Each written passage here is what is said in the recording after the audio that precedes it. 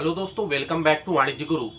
दोस्तों, आज की इस वीडियो में मैं आपके साथ शेयर करने वाला हूं कि बोर्ड एग्जाम में कॉपी में आंसर किस तरह से लिखें जिससे आपके मार्क्स में किसी तरह से कोई कटौती ना हो और जितना आपने लिखा है उतने प्रश्नों के लिए आपको पूरे मार्क्स मिल सके। कई बार ऐसा होता है कि क्लास में जो बच्चा दूसरे से कुछ एवरेज हो या पढ़ाई में उससे पीछे हो, जब रिजल्ट आता है तो रिजल्ट देखने पर यह पता चलता है कि वो बच्चा जिसे हम आगे समझ रहे थे, टॉपर समझ रहे थे, कोई दूसरा बच्चा उससे आगे निकल जाता है। इसका कारण क्या होता है? इसका कारण यह होता है कि हो सकता है जो बच्चा क्लास में तेज था, पढ़ने में होशियार था, लेकिन उसने कॉपी सही तरीके से नहीं लिखा, जिसके कारण उसके नंबर जो है वो कम हो गए। दोस्तों, एक चीज हमेशा याद रखिएगा, कॉपी चेक करने वाला हमें नहीं जानता। उसे नहीं मालूम कि प्रशांत कौन है, कितना होशियार है, उसके में कितना नॉलेज है। उसे केवल कॉपी दिखाई देगा जो मैंने लिखकर वहां सबमिट किया है, और उस कॉपी के आधार पर ही मेरा आकलन उस कॉपी चेक करने वाले के द्वारा किया जाएगा। परीक्षा में उत्तर का अच्छे से प्रस्तुतिकरण भी अपने आप में एक कला है। अगर हम जितना अच्छा अपनी कॉपी को तैयार करेंगे, अपने उत्तर लिखेंगे, अच्छे से सुंदर तरीके से लिखेंगे, वो कॉपी चेक करने वाले को हमारी ओर से उतना ही प्रभावित करेगा। इसलिए कुछ पॉइंट आपको ध्यान रखने चाहिए कॉपी में उत्तर लिखने से पहले। तो आज की इस वीडियो में हम उसी टिप्स को आपको बताने जा रहे हैं, वो पॉइंट आपको बताने जा रहे हैं जिसे अपनाकर आप एग्जाम में अच्छा नंबर ला सकते हैं, अपने स्कोर को और इंक्रीज कर सकते हैं, इंप्रूव कर सकते हैं। सबसे पहली बात है कि जो समय आपको कॉपी लिखने से पहले मिलता है, आंसर लिखने से पहले जो समय मिलेगा, उस समय का आपको सही यूटिलाइज करना है, सदुपयोग करना है। कैसे? सबसे पहले आपको अपना जो क्वेश्चन पेपर है उसे अच्छे से पढ़ना है।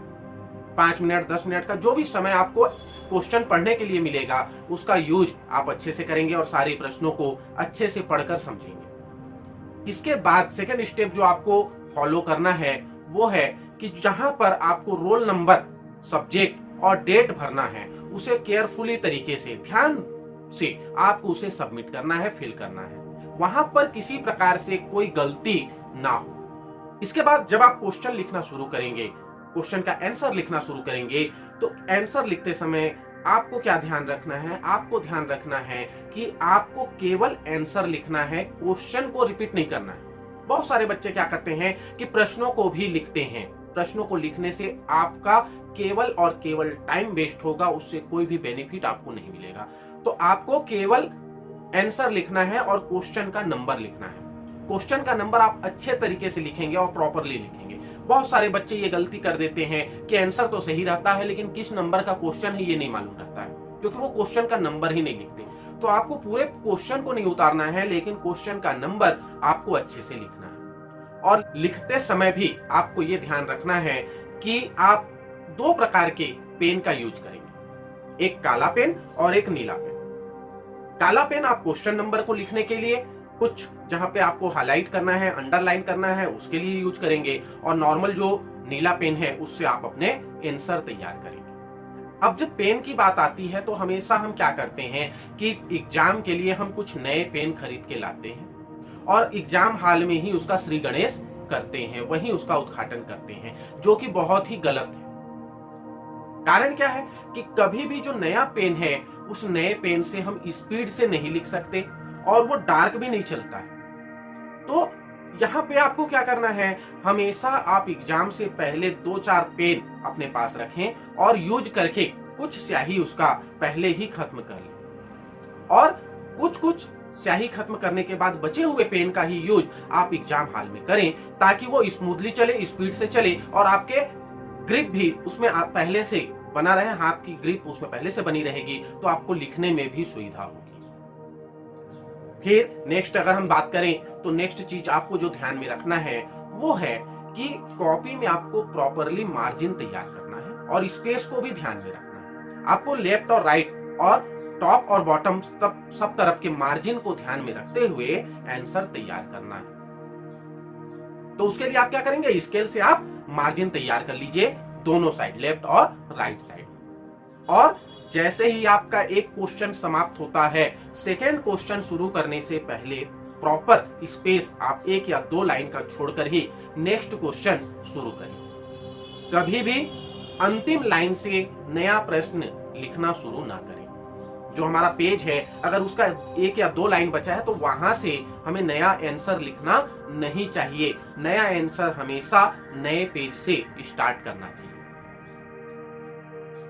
साथ में ही आपको यह भी ध्यान में रखना है कि जो आंसर आपको अच्छे से आता है उसे आप शुरू करें, वहां से ही आपको स्टार्ट करना चाहिए। जरूरी नहीं है कि आप एक सीरियल नंबर से ही क्वेश्चन का आंसर लिखना शुरू करें। जो क्वेश्चन आपको अच्छे से आता है उसकी आप अच्छे से तैयारी करके उसे लिखेंगे। लेकिन इसका मतलब ये नहीं है कि आप उस जो क्वेश्चन आपको अच्छे से आता है आप पूरा समय उसी में बिता दें। आपको टाइम मैनेज करके ही आंसर तैयार करना है। टाइम मैनेजमेंट बहुत ही इंपॉर्टेंट होता है एग्जाम में आंसर लिखने के लिए। हर एक क्वेश्चन के कुछ नंबर डिवाइड होते हैं और उसकी एक अपनी शब्द सीमा भी होती है, 200 शब्दों में, 100 शब्दों में या 50 शब्दों में।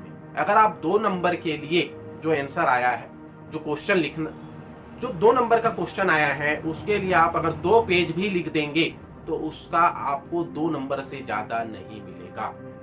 तो आपको हमेशा ध्यान में रखना है कि क्वेश्चन कितने नंबर का है, कितने शब्दों में उसका आंसर लिखना है, इसे ध्यान में रखते हुए ही आप अपने आंसर तैयार करेंगे, सटीक लिखने का प्रयास करेंगे। और एक सबसे महत्वपूर्ण चीज जो आपको ध्यान में रखनी है वो है कि अच्छी हैंडराइटिंग से आपको आंसर शीट तैयार करना है।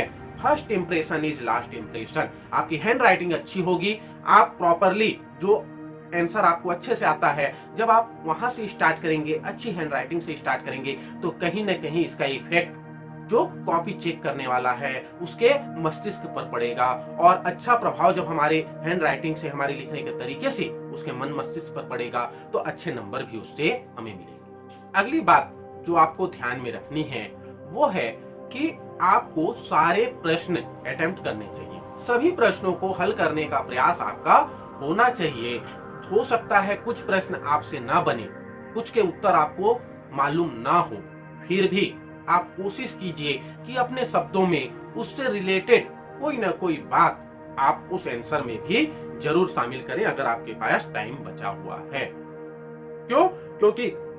क्योंकि बोर्ड एग्जाम में कोई माइनस मार्किंग नहीं होता। अगर आपके उत्तर गलत भी हो गए तो उसके लिए आपके जो सही उत्तर है उसके नंबर नहीं कटेंगे। अगर आपके पास टाइम बचा हुआ है तो उस टाइम को बचा कर आप अगले क्वेश्चन पेपर के लिए उसका यूज नहीं कर सकते। 3 घंटे का पेपर 3 घंटे में पूरा करना है, तो वो बचा हुआ टाइम आप खाली बैठकर बिताएंगे। इससे अच्छा है कि जो आंसर नहीं बना है उसे भी आप बनाने की कोशिश कीजिए। खाली कॉपी छोड़ने से अच्छा है कि कुछ लिखा हो तो आपको उसमें भी कुछ मार्क्स मिल सकते हैं। साथ ही आपको यह भी ध्यान में रखना है कि जो ऑप्शनल क्वेश्चन होते हैं जिनमें विकल्प दिया रहता है, वहां पर आपको बड़े ध्यान से दोनों प्रश्नों को समझना है और जो आपसे अच्छा बन सके उसे आपको लिखना है। कई बार हम हड़बड़ी में फर्स्ट प्रश्न, मान लो 21 क्वेश्चन नंबर है और 21 नंबर क्वेश्चन का हमें आंसर मालूम है और उसका ऑप्शनल भी दिया हुआ है, लेकिन हमने 21 नंबर क्वेश्चन से ही शुरू से ही स्टार्ट कर दिया। अरे बाद में पता चला कि मेरे को तो 3 ही पॉइंट याद आ रहा है, चौथा 5वां पॉइंट हम भूल गए।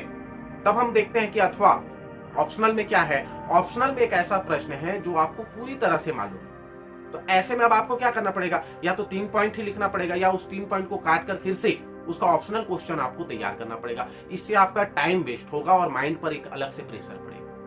तो इन सारी चीजों से बचने के लिए आपको क्वेश्चन को पहले ही केयरफुली तरीके से ध्यान से पढ़ लेना है और जिसका आंसर आपको अच्छे से आता है वहां से ही आप सॉल्व करेंगे। सबसे लास्ट और इंपॉर्टेंट पॉइंट जो आपको ध्यान में रखना है वो है कि अपने मन को शांत रखना है। कूल माइंड से ही एग्जाम हॉल में आप जाइए और प्रॉपर क्वेश्चन पेपर को पढ़कर अच्छे से अपने रोल नंबर नोट करके, डेट और सब्जेक्ट लिखकर, अपने साइन करके आप लिखना शुरू कीजिए। एग्जाम का इतना ज्यादा प्रेशर रहता है बच्चों के मन में कि उनका माइंड जो है वो कई तरह से घूमते रहता है। और उसमें अनेक सारी बातें चलती रहती हैं। नर्वस बच्चा कभी भी एग्जाम में अच्छे स्कोर नहीं ला सकता। तो आप शांत रहिए। एग्जाम से पहले दिन आपको अच्छे से नींद लेना है, अच्छा भोजन करना है और बिना प्रेशर के आप एग्जाम हॉल में जाइए और जितना चीज आप जानते हैं उसको अच्छे से कॉपी में लिखिए। क्योंकि मैं फिर से कह रहा हूं कि जो कॉपी चेक करने वाला है वो पर्सनली आपको नहीं जानता कि आप कितने अच्छे स्टूडेंट्स हैं। आपकी कॉपी ही आपके प्रतिनिधि के रूप में वहां रखी जाएगी और वही आपके पूरे गुणों को, आपके पूरे नॉलेज को कॉपी चेक करने वाले को देगी। तो कॉपी आपको ऐसे तैयार करना है कि कॉपी जांच करने वाला जो एग्जामिनर है उसके मन में उस कॉपी को देखकर कुछ अच्छे भाव उत्पन्न हो और वो खुले मन से उसे चेक कर सके और नंबर दे सके। तो दोस्तों आज के वीडियो में इतना ही।